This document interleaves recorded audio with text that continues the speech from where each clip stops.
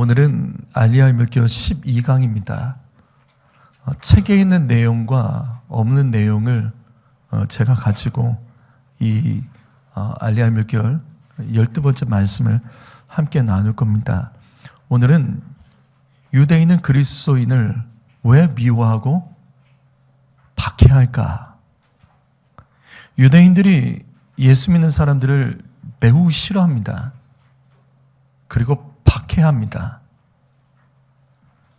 이스라엘 선교가 굉장히 어렵습니다. 그럼 왜 이런 문제가 생겼을까? 우리가 이 알리야의 이 내용들을 나누면서 이 부분을 꼭 짚고 넘어가야 되기 때문에 따로 말씀을 빼서 이 내용을 준비했습니다. 먼저 우리는 지난 시간에 이 알리야의 물결 제2부의 5장에 있는 6가지 내용 중에 이스라엘 멸망 중에서 1차 유대 로마 전쟁까지의 내용을 함께 봤습니다.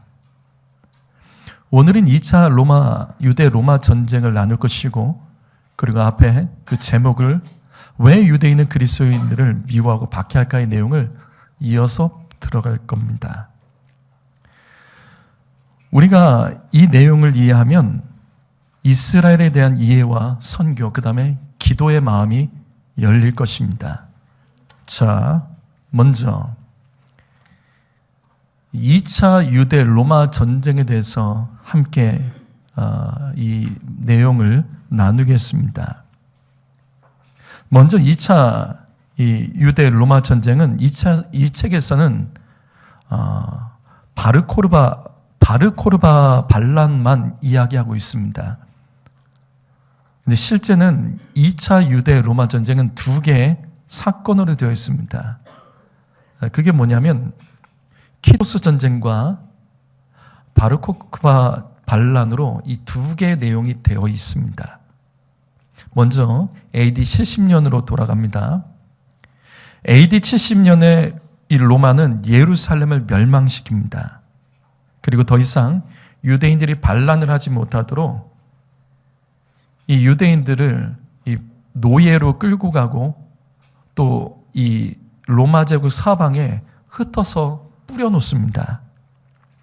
다시 말해서 예루살렘, 그러니까 유대 땅에 있던 이 이스라엘 백성들이 바벨론 포로기 이후에 다시 또 끌려가고 또 흩어지는 이 디아스포라 일이 벌어지게 된 겁니다. 그런데 이때 유대인들은 바벨론 포로기 때 신앙을 지켰죠. 유일신 신앙을 잃어버리지 않았습니다. 자, 그래서 1차 유대 로마 전쟁으로 인해서 이 이스라엘 백성들이, 이 유대 백성들이 로마 제국에 흩어져서 디아스포라로 살아갈 때 이들은 이때도 신앙을 지킵니다. 당시 로마는 이 헬라의 인본주의 철학과 그리스 신화의 여러 가지 신들, 그 우상을 섬겼기 때문에 그 땅에서 하나님만 예배하며 사는 것은 굉장히 어려운 일입니다. 그래서 핍박이 많았습니다.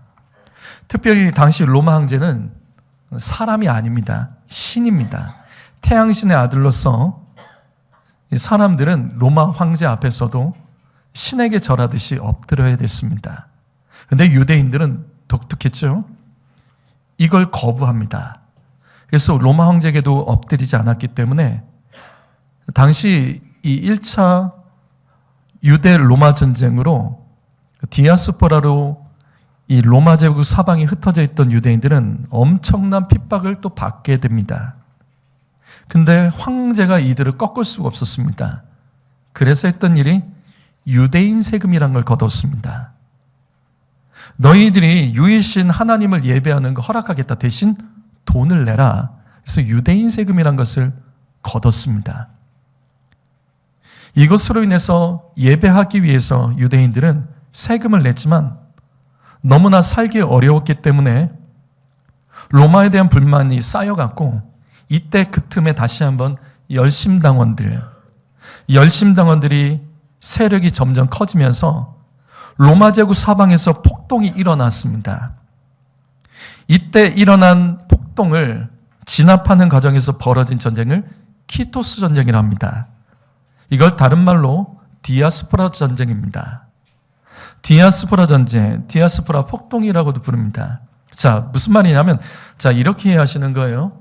키토스 전쟁은 유대인들이 어느 지역 한 곳에서 반란을 일으킨 것이 아니라 로마 제국 사방에서 반란을 일으킨 겁니다. 그렇기 때문에 이것을 디아스포라 폭동, 전쟁이라 부르는 겁니다. 그래서 여기 보시기에는 키토스 전쟁이 115년부터 117년까지 2년간 이어집니다. 무슨 말이냐면, 자, 여기 키토스는 사람 이름입니다. 누구냐면 로마 장군 이름이에요. 키토스라는 장군이 로마 제국 안을 돌면서 디아스포라 유대인들 폭동을 진압을 하는데 워낙 사방에서 벌어지니까 이게 진압하는데 2년이 걸린 겁니다. 폭동의 규모는 굉장히 작았죠. 그러나 로마 전역에서 벌어졌기 때문에 시간이 이렇게 걸렸고, 그래서 이것을 디아스포라 폭동, 디아스포라 전쟁, 키토스 전쟁이라고 부릅니다. 자, 그런데 키토스 전쟁이 끝난 이후에 약 13년 정도 흘렀을 때, 자, 키토스 전쟁에 대한 내용입니다. 끝났을 때 바르코크바라는 사람이 반란을 일으킵니다. 자, 이 사람의 반란은 특징이 있었습니다. 유대 땅에서 일어났고 예루살렘을 점령해버립니다. 그러니까 앞에서 키토스 전쟁은 이 로마 제국 사방에서 이렇게 군데군데서 일어난 반란이었다면, 이 사람은 이 유대 땅에서 예루살렘을 점령하는 전쟁을 벌였습니다. 자, 그러면 이 배경이 무엇일까? 자, 키토스 전쟁 이후에 다시 또 갈등이 한번 벌어집니다. 여기 로마의 AD 130년경에 하드리아누스 황제가 이제 제국을 한번 시찰을 하는 거예요. 그래서 로마를 방문했습니다.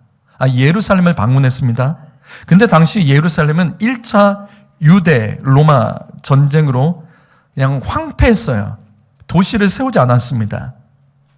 그 상태로 약 60년 정도가 지난 상태로 그대로 있었기 때문에, 자, 다시 유대인들이 반란을 일으킬 수 있기 때문에 그냥 그 예루살렘을 황폐해서 더 이상 건설하지 않았죠. 그러자 이 황제가 이 무너진 예루살렘을 그대로 방치해야 하는 것을 허락하지 않고, 자, 예루살렘을 재건해라.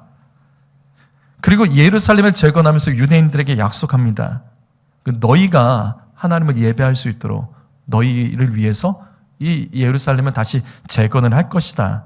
그리고 이때 예루살렘 이름 아일리나, 그 다음에 카피톨리아나라는 이름으로 로마식 이름으로 이것을 바꿔서 이것을 짓기 시작을 합니다. 그리고도 혹시 모를 이를 위해서 로마의 식군단을 여기 예루살렘에 배치를 합니다. 근데 여기서 이제 문제가 생깁니다. 황제가 원래 약속했던 내용과 좀 다르게 모든 것이 진행됐어요. 무슨 말이냐면 예루살렘에 있던 그 자리에, 성전이 있던 자리에 그 유피테르, 그러니까 제우스입니다. 제우스 신전을 왕이 세운 거예요. 그 다음에 유대인들을 향해서 너희 할례는 아주 야만적인 거니까 하지 마라. 할례를 금지시키는 이 법을 만들어 버립니다. 자, 그러자 유대인들이 우리가 속았구나. 그러면서 AD 132년에 시몬 바르코크바가 이 사람을 중심으로 대규모 반란, 유대인 반란이 일어납니다. 근데 이때 기세가 얼마나 강했는지 예루살렘을 지키고 있던 로마 군대를 격파해버리고 마침내 예루살렘을 다시 점령하는 사건이 벌어진 겁니다. 예루살렘을 점령을 했습니다. 자, 이것이 가능했던 것은 여기 바르코크바라는 사람이 대단한 사람이에요. 이 사람이 1차 유대 로마 전쟁을 연구했습니다. 왜 우리는 그때 패했을까? 우리는 왜 패했을까? 저 로마군의 약점은 무엇이고 강점 무엇인가, 그거를 철저히 분석해서 로마 군대의 약점을 공략해서 싸워서 예루살렘을 정복하고 그 이후에도 계속된 전쟁에서 싸우기만 하면 승리하는 겁니다. 자, 그랬더니 유대인들이, 사방에 흩어졌던 유대인들이 희망을 갖게 된 겁니다. 야, 우리나라가, 이 유대 땅이, 이스라엘이 다시 회복될 것 같아. 그러면서 전 세계에 흩어져 있던 디아스포라 유대인들이 몰래 예루살렘을 모여들었고, 이때 이 예루살렘에 모여든 유대인 군대가 엄청난 세력을 갖게 됩니다. 그 세력을 가지고 싸웠기 때문에 이 로마 군대가 함부로 할 수 없을 정도로, 그래서 전쟁에서 유대인들이 계속 이기는 겁니다. 자, 그러자 희망을 본 사람들이 있었어요. 뭐냐면 당시 가장 존경받던 랍비 아키바라는 랍비가 저기 시몬 바르크바가를 이 사람은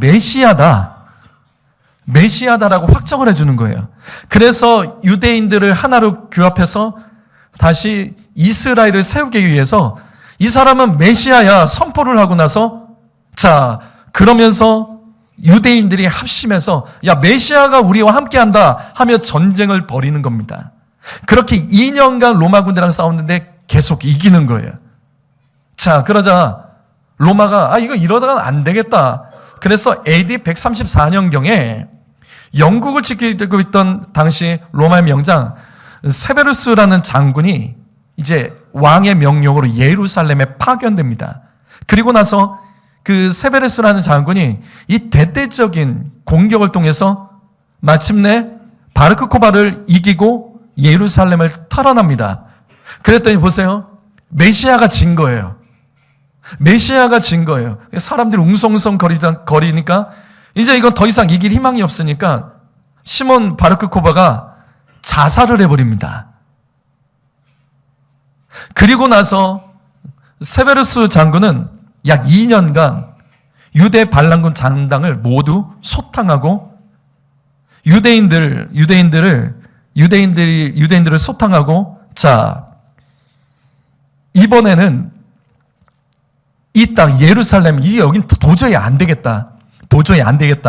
그렇게 해서 자, 다시 그 땅의 이름을 아일라나 카피톨리아나라는 이름으로 예루살렘 이름을 쓰지 못하도록 바꿔버리고 거기 로마 신전을 다시 크게 짓습니다. 그리고 유대인들은 이제 예루살렘 출입 금지가 되는 거예요.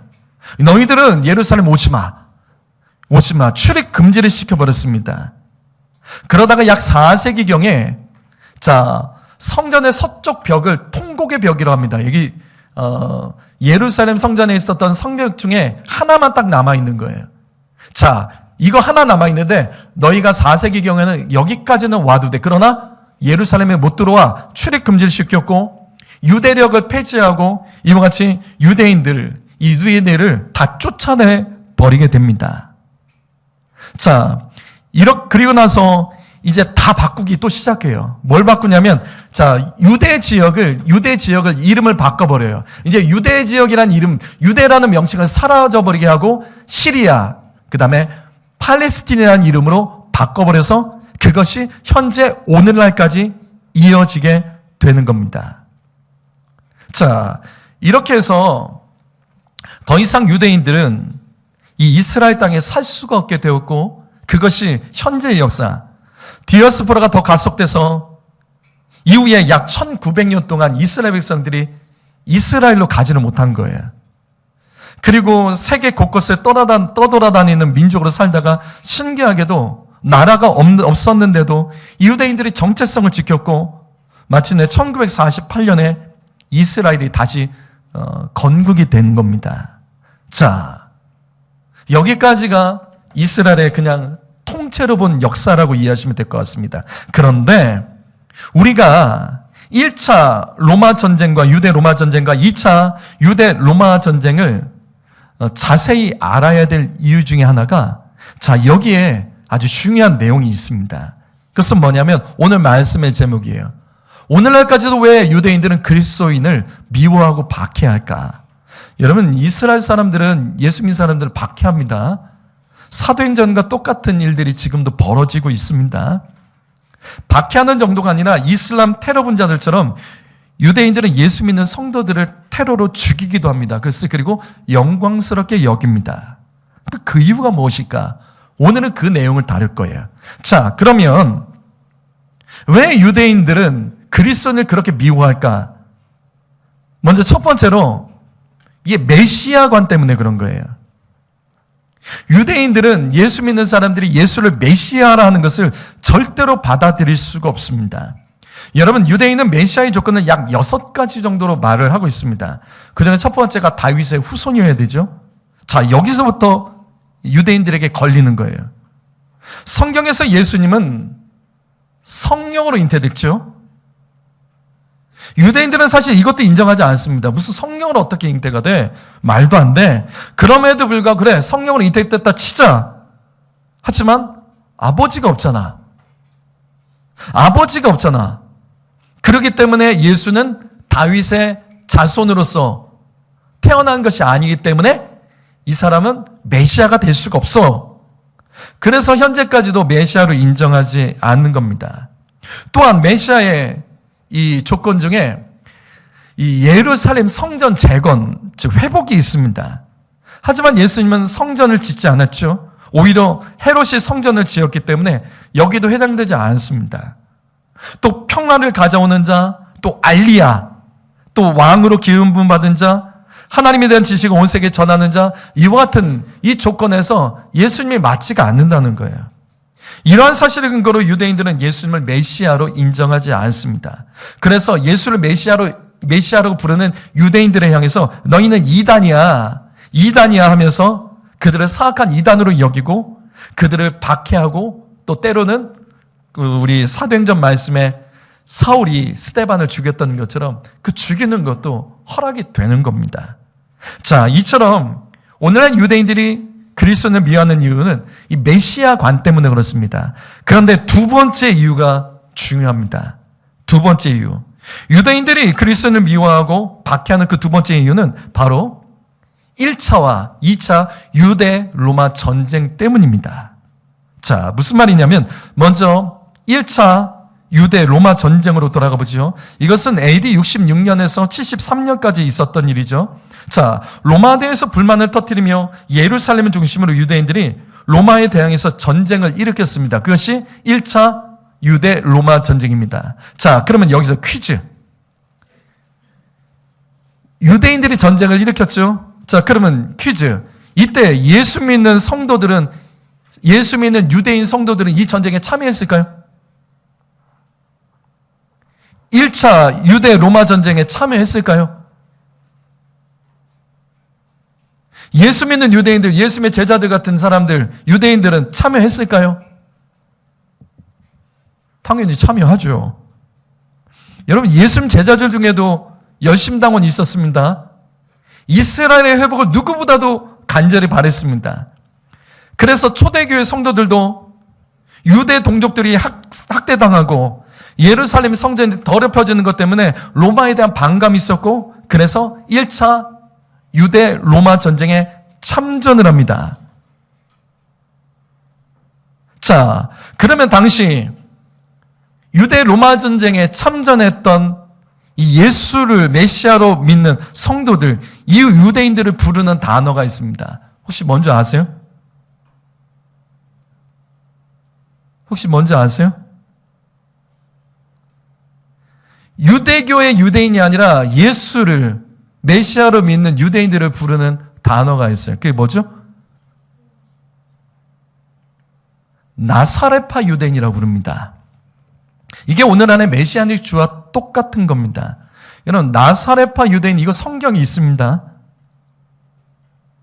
이들은 유대인과 같이 할례 모세 율법을 지켰습니다. 그런데 유대인과 다른 것은 예수님에 대한 것뿐이에요. 나사렛파 유대인들은 예수님의 동정녀 탄생, 예수님의 완전한 죽음과 부활, 그리고 재림, 그리고 예수님의 메시아됨을 믿습니다. 오늘날 우리랑 똑같은 거죠.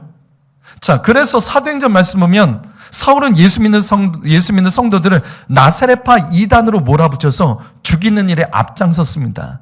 그러다가 사울이 부활하신 예수님 만났을 때 예수님이 사울에게 자신을 이렇게 소개합니다. 그 말씀이 사도행전 22장 8절 말씀. 너가 박해하는 나사렛 예수다.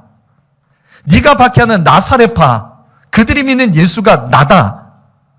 이게 바울에겐 굉장히 충격적이었던 것 같아요. 왜냐하면 이후에 이 사울이 바울이 되어서 예수의 복음을 전할 때 이 사울이 어떻게 불려지냐면, 바울이 어떻게 불려지냐면 사도행전 24장 5절 말씀 보면 사람들이 바울을 향해서 저거 나사렛 이단이라고 불렀습니다. 그러니까 나사렛파 이단. 너는 나사렛파 이단이구나. 그래서 전염병과 같구나. 그렇게 불렀습니다. 당시 예수를 그리스도로 영접한 후에 예수를 믿는 유대인들을 나사렛파 유대인이라고 불렀습니다. 자, 다시 가죠. 이처럼 1차 유대 로마 전쟁 때 나사렛파 유대인들도 동족들과 함께 싸웠는데, 자, AD 70년경에 예루살렘이 멸망하죠. 그 직전에 티투스 장군에 의해서 예루살렘이 포위가 됩니다. 그리고 함락될 위기가 될 때 이 나사렛파 유대인들이 갑자기 예루살렘 성을 탈출해서 산으로 도망칩니다. 왜 그랬죠? 이게 왜 그랬죠? 이게 예수님 말씀하고 똑같은 거예요. 무슨 말이냐면 보세요. 누가복음 20장 20절에서 22절까지 말씀 읽어볼까요? 읽어봅니다. 시작.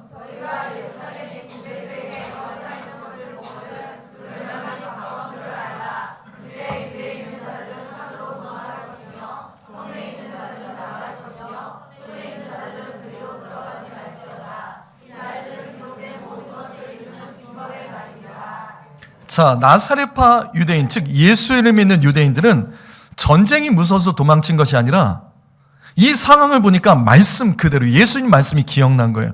똑같았습니다. 그래서 산으로 도망칩니다. 결국 1차 유대 로마 전쟁이 패배하자, 그러자 이 유대인들이, 유대교의 유대인들이 전쟁이 패배하고 나서 이 패배 원인을 이때 나사렛파에게 돌리는 겁니다. 너희들이 중간에 싸우다가 도망쳐서 우리가 로마에게 진 거야. 너희 때문이 하면서 이때 유대인들이 나사렛파 유대인들을 저주하고 미워하며 학대하기 시작을 하는 겁니다. 자, 그러다가 2차 유대 로마 전쟁에서 바르코크바 반란이 일어나게 됩니다. 이때 흩어졌던 유대인들이 다시 한번 예루살렘을 정복하면서 뭔가 이 나라 예루살렘, 이스라엘의 회복을 꿈꾸면서 이때 사방에서 유대인들이 모여들었죠. 그리고 이때 나사렛파 유대인들도 바르코크바를 따라서 싸우면서 유대인들 안에서 이제 화해가 다시 이루어집니다. 즉 유대교의 유대인들과 나사렛파 유대인들이 이때 바르코크바 반란을 통해서 화해가 이루어지면서 함께 다시 싸우면서 우리 이 나라를 다시, 이 이스라엘을 다시 회복하자. 같이 싸우기 시작했어요. 그런데 한참 싸우다 갑자기 나사렛파 유대인들이 우리는 이 전쟁에 참전하지 않을 거야. 바르코크바와 결별을 선언하고 전쟁터에서 떠나버립니다. 이유가 뭐죠? 이유가 뭐죠? 아까 봤잖아요. 라비 아키바가 바르코크바를 메시아로 확정해버린 겁니다. 이 사람은 메시아야. 그러니까 예수님을 따르는 사람들이 놀란 거예요. 아니, 이 사람이 어떻게 메시아야? 메시아는 예수님이지. 그래서 우리는 너희랑 함께 할 수 없어. 그리고 떠나버립니다. 그 숫자가 상당했던 거예요. 결국 바르코크바의 반란이 이게 실패로 또 돌아가죠. 그러자 유대인들이 패전의 원인을 이 나사렛파 저것들 때문에 두 번을 배신했다며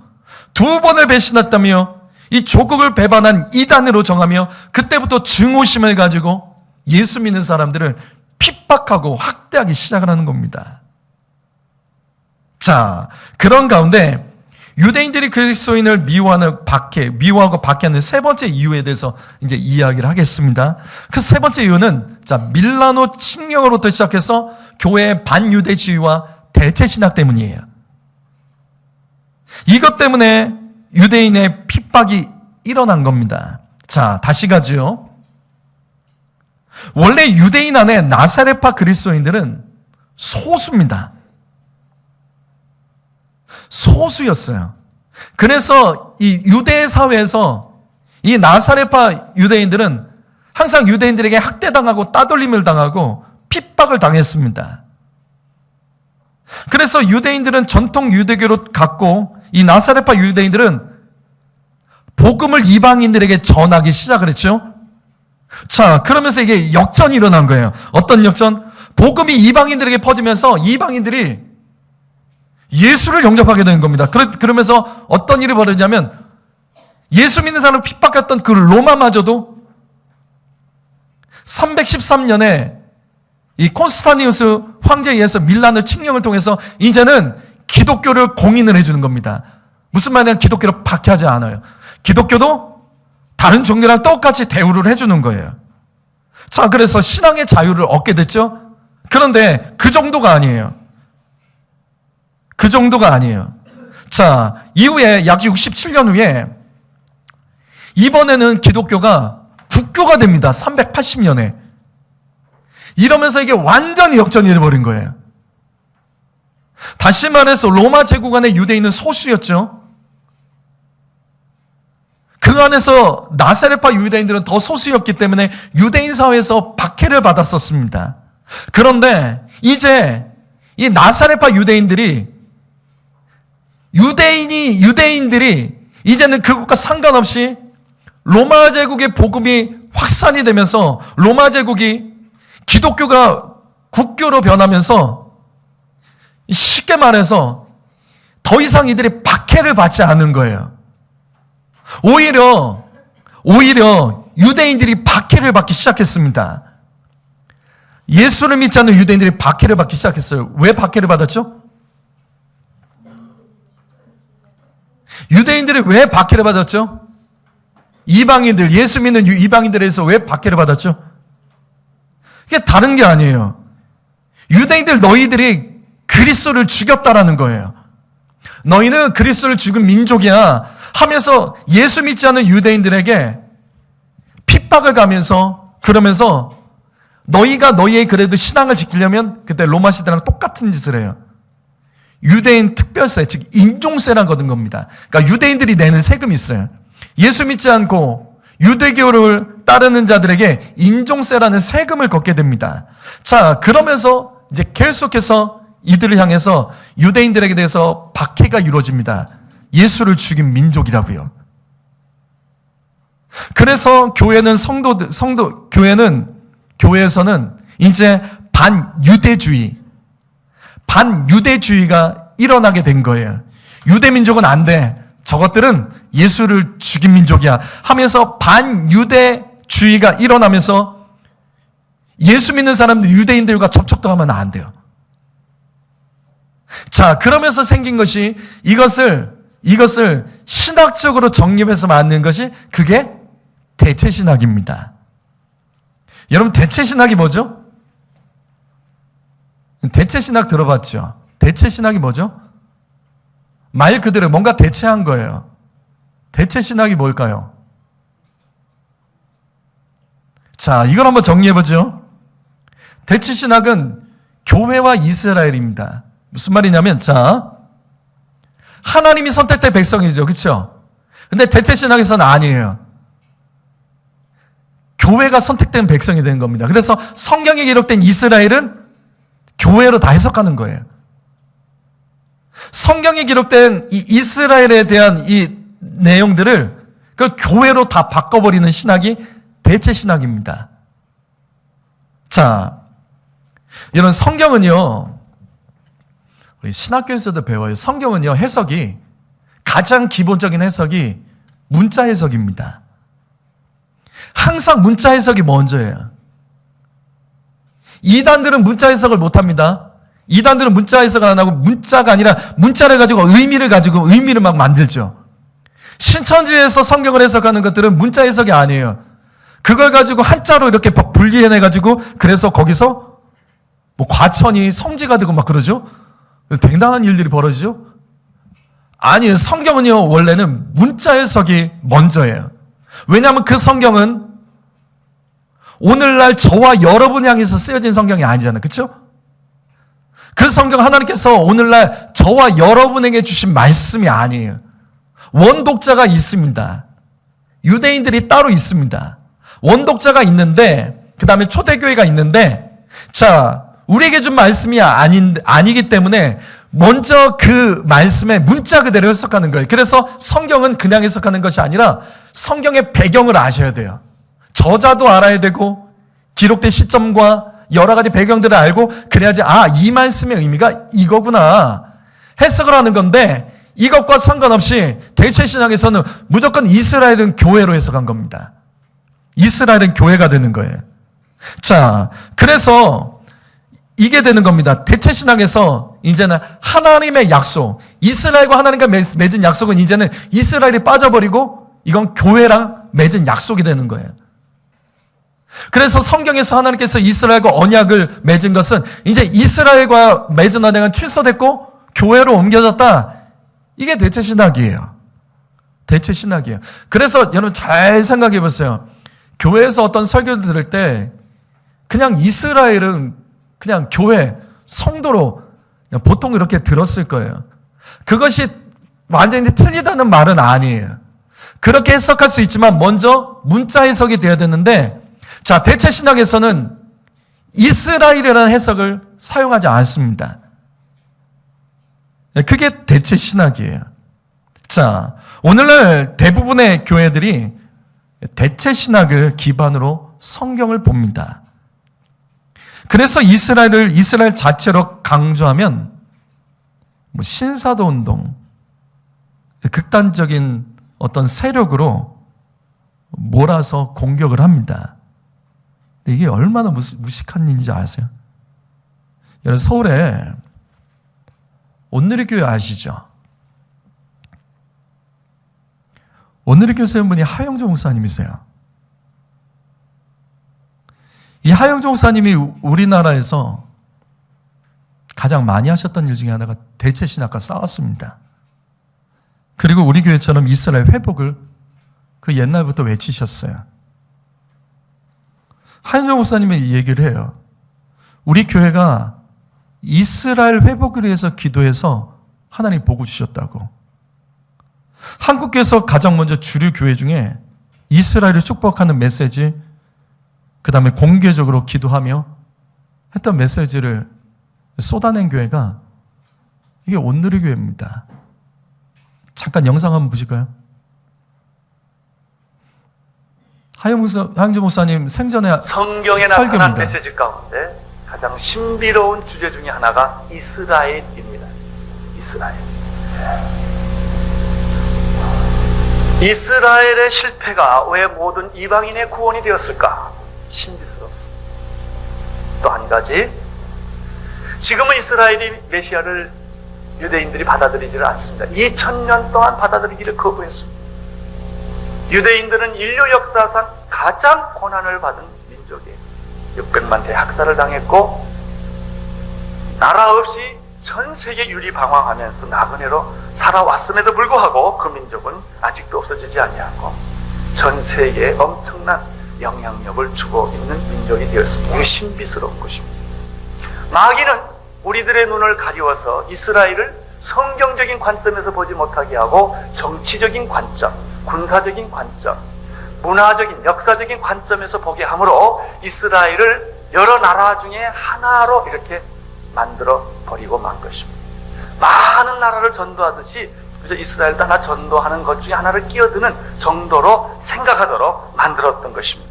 이것이 마귀가 우리들을 눈을 가리게 한 것입니다. 여러분 어떤 교회든지 가보세요. 이스라엘 선교를 이야기하는 교회는 별로 없어요. 중국이나 동남아시아 이야기하는 데는 많이 있어요. 그러나 이스라엘을 가지고 기도하고 이스라엘의 회복을 위하여 기도하는 그런 비전을 가진 교회는 극히 드물다는 것입니다. 이건 한국도 드물고 미국도 드물어요. 그렇게 이스라엘을 보지 못하도록, 영적인 이스라엘, 하나님의 축복의 근거로서의 이스라엘을 보지 못하도록 하는 것입니다. 사도 바울은 오늘 로마서 11장에서 구원의 클라이막스 이스라엘의 구원에 대한 얘기를 합니다. 로마서 중에 제일 배척을 받는 장이 9장부터 11장까지예요. 왜냐하면 이스라엘 구원은 나하고 상관이 없는 것 같아요. 그러나 구원의 클라이막스가 여기에 있어요. 1장부터 8장에 있는 게 아니에요. 그건 개인 구원이요. 9장부터 11장까지는 온 인류의 구원이에요. 이스라엘의 구원은 온 인류의 구원이에요. 따라서 이방인의 구원과 이스라엘 구원이 짝이 맞아야 역사의 종말이요, 구원의 완성이 옵니다. 여러분, 이스라엘 선교, 이스라엘에 대한 성경적 관점이 없으면 우리는 선교의 허무주의에 빠지게 됩니다. 이스라엘 선교가 끝이에요. 이 끝을 막아놓으면 과정이 단축이 되는 것입니다. 이것이 이스라엘, 하나님에 대한 이스라엘의 계획이에요. 우리하고 민족적으로, 문화적으로, 역사적으로, 지리적으로 몹시 멀기 때문에, 또 강원도 땅덩어리만한 것이기 때문에 이게 별로 중요하지 않다고 생각하지만은 전 모든 인류, 이방인 대 이스라엘, 그러니까 이스라엘은 모든 나라 중에 하나가 아니라 영적으로 보면 이스라엘과 이방인, 모든 이방인이 한 덩어리요, 이스라엘이 한 덩어리예요. 이런 영적 가치가 있는 것입니다. 나는 오늘 우리 교회가 창립 때부터 이스라엘의 눈을 뜨게 하신 하나님께 감사를 드립니다. 그건 우리가 원했던 것이 아니에요.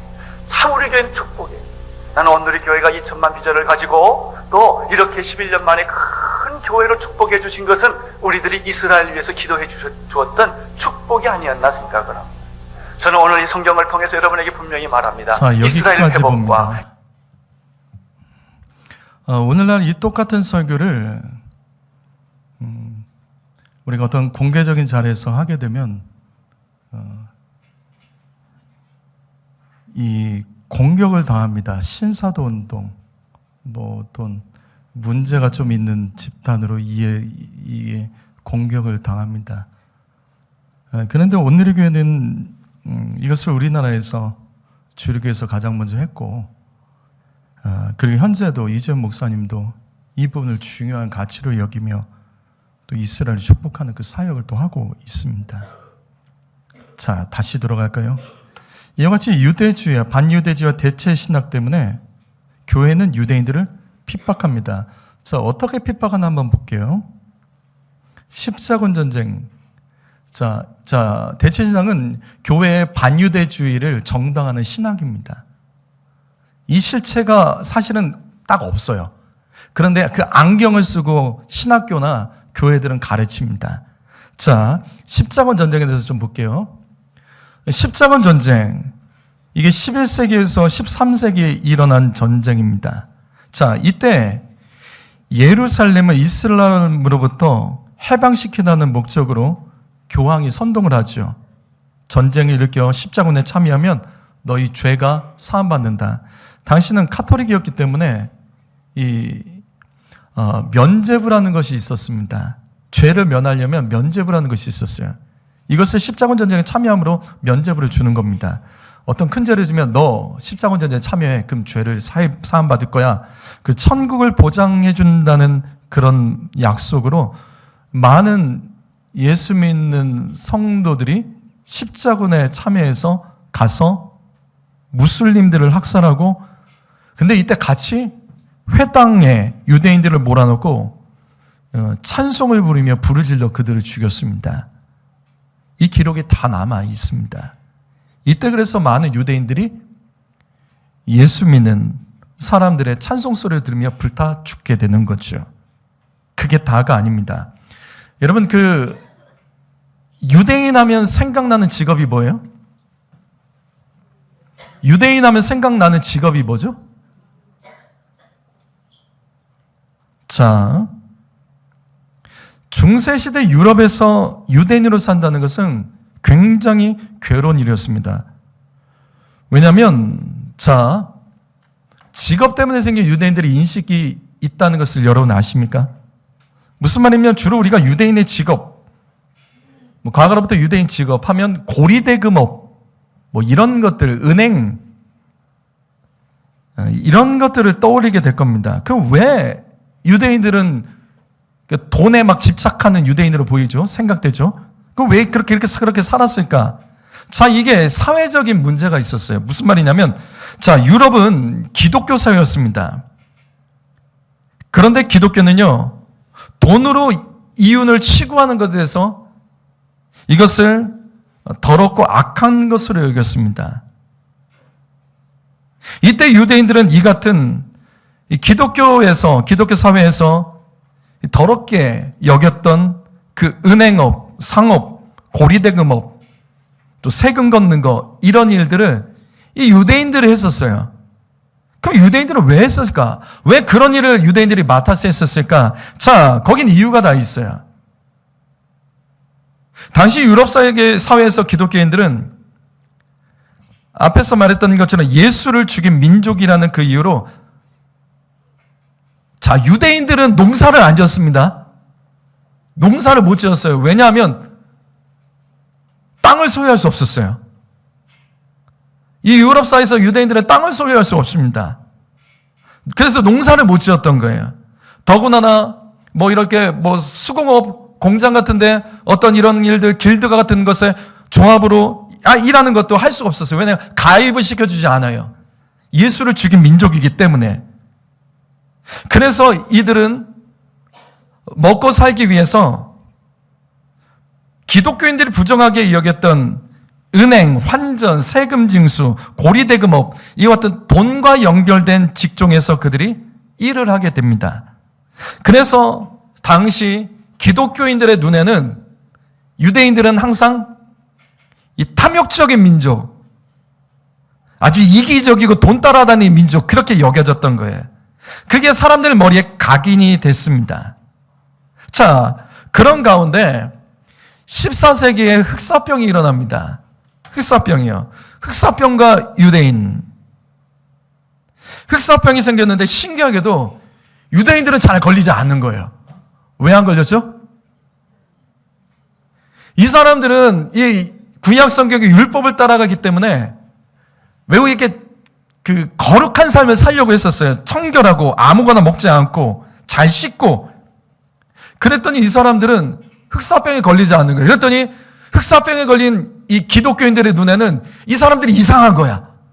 너는 어떻게 흑사병에 걸리지 않아?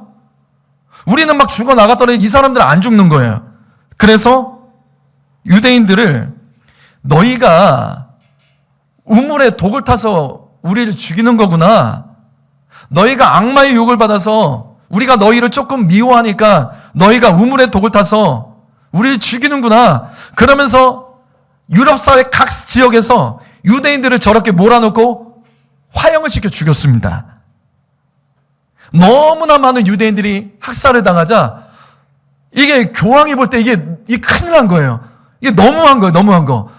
이 유대인들 중에는 또 유대인이 아닌 사람들까지 막 같이 막 섞어서 너도 유대인지 하면서 막 그렇게 죽으니까 교황이 1348년에 이 학살 금지, 유대인 학살 금지 명령을 내릴 정도로 이때 너무나 많은 유대인들이 죽은 거예요. 자, 그런데 우리가 또 여기서 알아야 될 인물이 있습니다. 루터예요. 현재 이 내용들은 잘 정리가 돼서 나와 있습니다. 영화로도 만들어졌고요. 자, 오늘날까지 교회들의 반유대주의 정서는 종교개혁자 마틴 루터로 인해서 이게 만들어진 부분도 분명히 있습니다. 무슨 말이냐면 원래 처음에 루터는 그런 사람은 아니었어요. 유대인들이 예수를 메시아로 믿지 않은 것에 대해서 굉장히 안타까워했던 사람이에요. 그래서 그것은 우리 교회가 그 사람들에게 진리를 적절하게 전해주지 못했고 섬기지 못했기 때문에 그들이 예수를 믿지 않는 거야. 그래서 마틴 루터가 1523년에 예수 그리스도는 유대인으로 태어났다라는 책을 씁니다. 예수 그리스도는 유대인으로 태어났다 하면서 이 책을 쓰고 이 내용을 가지고 유대인들 전도를 하기 시작했어요. 그리고 너희들은 우리보다 그리스도와 더 가까운 민족이야. 기독교인들에게 너 유대인들은 큰 형과 같은 존재들이야. 그러면서 친절하게 다가가서 20년간 복음을 전했습니다. 근데 예수를 믿지 않는 거예요. 20년간 쏟아 부었는데도 이게 안 되는 거예요. 그래서 루터가 절망하면서 다시 책을 씁니다. 그리고 노년에 다시 책을 씁니다. 그 책이 바로 이 책이죠. 유대인과 그들의 거짓말에 관하여라는 책을 쓰게 됩니다. 이 책에서 루터는 유대인들을 회당을 파괴하고 탈무드들 뭐 이런 것들 이거 불태워 없애야 되는데 주장을 합니다. 그것은 전혀 죄가 되지 않는다. 그들을 학대하는 것, 유대인들을 학대하는 것은 죄가 되지 않는다. 하나님께 그것은 영광을 돌리는 것이다. 유대인들을 악마로 부릅니다. 그리고 루터의 가장 마지막 설교문이 지금 이 맨 마지막에 있는 제목이에요. 유대인을 멸절시키라. 이 설교문이 지금도 남아 있습니다. 자, 그런데 마틴 루터가 어느 나라 사람이죠? 마틴 루터가 어느 나라 사람이죠? 독일 사람입니다. 이 루터가 남긴 글, 이게 영향받은 사람이 있어요. 누굴까요? 이게 알려져 있듯이 히틀러입니다. 히틀러가 이 책에 마틴 루터의 글에 영감을 받게 됩니다. 그리고 그가 나의 투쟁에서 독일의 가장 위대한 인물로 반유대주의의 루터를 꼽습니다. 3명의 위인을 꼽는데 루터를 꼽으며 이 사람은 반유대주의. 그래서 아주 높은 사람으로 칭하며 루터의 반유대주의 글을 근거로 600만 명의 유대인을 학살하게 됩니다. 여러분 제가 이게 드린 내용이 정말 그럴까 싶으면 찾아보십시오. 그래서 처음에 독일 교회가 히틀러가 이 살인을 할 때 이거를 저지하지 못했던 거예요. 왜? 마틴 루터의 글이 근거가 됐기 때문에 그런 겁니다. 이처럼 유대인들이 기독교를 싫어하는 이유는 충분합니다. 우리가 일제치하에서 고통당한 것 때문에 아직도 일본에 대해서 감정이 악하지만 안 좋지만 이 유대인들은 이 오랜 시간 동안 정말로 많은 학대를 당했기 때문에 그래서 이들은 이 예수 믿는 것, 예수 믿는 사람들에 대해서 굉장히 싫어합니다. 예수를 굉장히 싫어합니다. 자, 볼까요? 1번 보시죠. 이게 뭐죠? 이게 뭐죠? 1번이 뭐죠? 1번의 이름이 뭐예요? 맞습니다. 다윗의 별이라고 부릅니다. 이스라엘 국기로도 사용되죠. 그러면 이건 뭐죠? 색깔이 다르네요. 이건 뭐죠? 파란 게 아니라 빨간 거, 이건 뭐죠?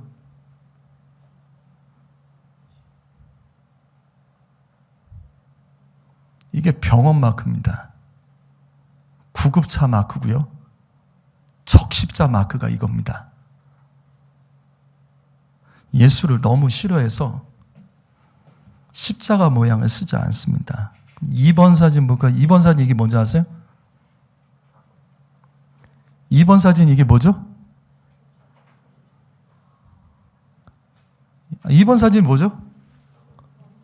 맞아요. 사거리 교차로입니다.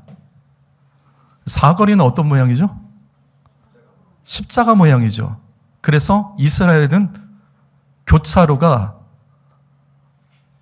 저렇게 회전교차로 만들어져 있습니다. 십자가가 너무 싫어서. 우리같이 이렇게 교차로가 사거리의 교차로가 신호받는 게 아니라 이게 돌게끔 회전교차로로 만들어놔서 사거리가 없습니다. 3번 사진 볼까요? 3번 사진은 아이들의 수학 문제집입니다. 이상한 거 혹시 보이세요? 이게 잘 안 보이지만 이게 뭐죠? 이게 뭐죠? 이게 더하기입니다.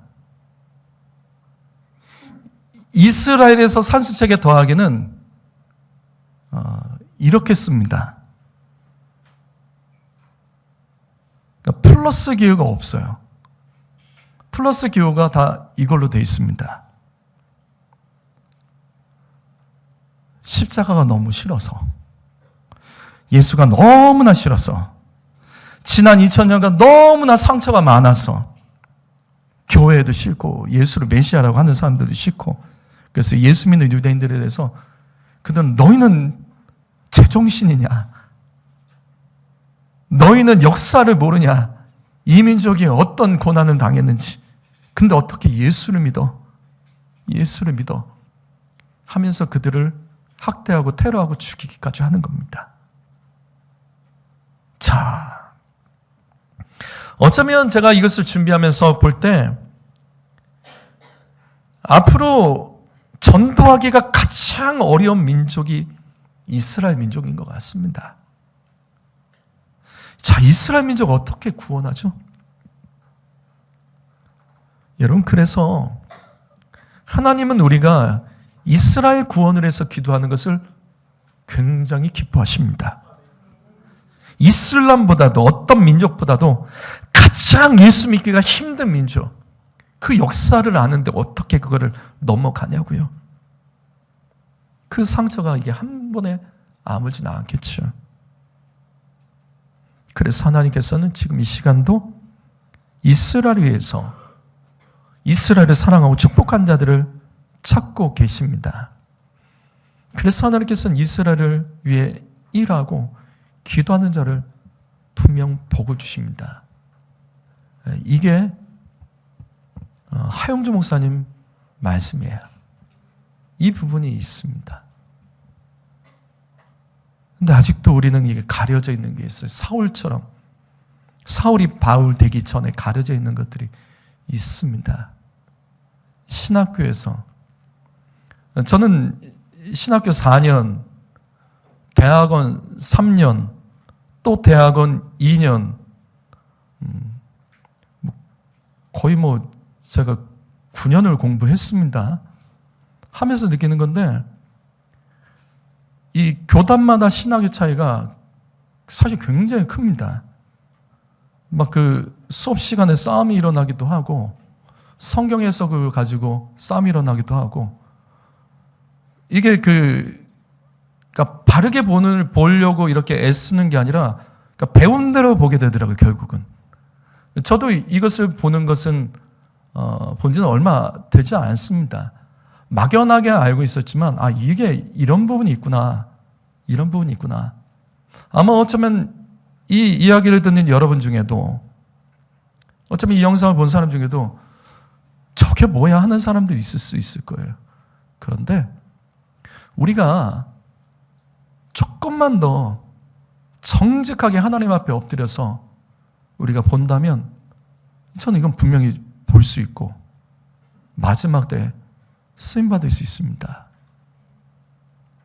성도 여러분, 제가 알리야의 물결 내용은 여기까지만 하겠습니다. 왜냐하면 이후부터는 이스라엘의 그 역사로만 가기 때문에, 성경과 상관없는 것들로 많이 가기 때문에 제가 여기까지만 준비하면서 왜 우리가 이스라엘 위해서 기도하고 또 이스라엘 위해서 우리가 알리야를 위하여 힘써야 되는지, 전 이걸로 충분히 이야기가 된 것 같습니다. 혹시 여러분 중에 잘 이해가 되지 않거나 난 이 내용에 좀 반대한다, 그런 분 있으면 저랑 자유롭게 이야기하셔도 좋고, 또 다른 성도님들 같이 토론하셔도 좋습니다. 좋습니다. 고맙습니다. 혹시 질문 있으신 분들은 나중에 따로 말씀해 주십시오. 기도하겠습니다.